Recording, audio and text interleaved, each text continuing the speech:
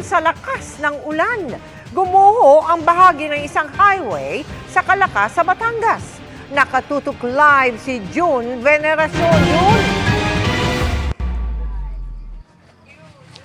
Mel, dahil sa lumalaking sira ng slope protection sa kalsada ay mga tao at motorsiklo lang ang pwedeng dumaan ngayon sa bahaging ito ng Jokno Highway dito sa Calaca City, Batangas. Hirap tuloy ang mga residente sa pagtawid ng kanilang mga gamit at kalakal. Pahirapan ang pagtawid ng mga taga Calaca City sa gumuhong parte na ito ng Jokno Highway. Lalo mas mahirap para sa mga mabibigat ang dala. Ako, sobrang hirap nga ako. Mahirap pong bagyaw. Ang binatilong ito, halata ang hirap habang pasan-pasan sa kanyang balikat ang isang sako ng patuka na 50 kilos ang bigat. Si Joel, halos 10 beses nagpabalik-balik sa binabag sa kanyang panindang nyog para madala sa palengke sa Alfonso, Cavite. Ang sako ng nyog, umaabot ng 50 hanggang 70 kilos kada isa. Malaking sakripisyo pa para sa akin ng ganitong hanap buhay, gawa ng sa daan nga po, sir. Sakripisyo po, sir. Wala tayong magagawa kundi magpakahirap para mabuhay. Nagsimula ang kalbaryo ng mga taga rito nang mas lumaki ang sira sa slope protection dahil sa pag-ulan. Mahirap pagbuhat.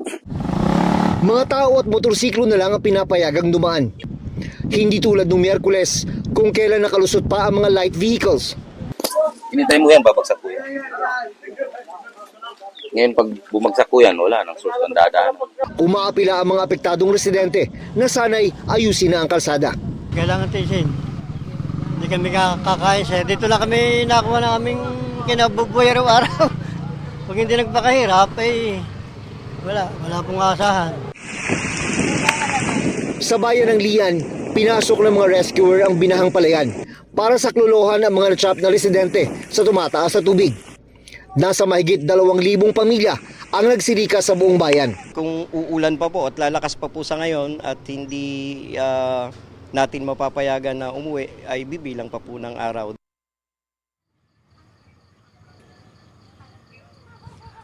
Mel, bukod sa problema ng nasirang slope protection, ay napakakapal din ng fog sa mga oras na ito. Ganyan naman daw kadalasan ang sitwasyon dito sa Barangay Tamayo. Kaya pinag-iingat yung mga rider pati na rin yung mga residente na tumatawid sa nasirang bahagi na ito ng Jokno Highway. Mel. At ingat din kayo dyan. Maraming salamat sa iyo, June Veneracion.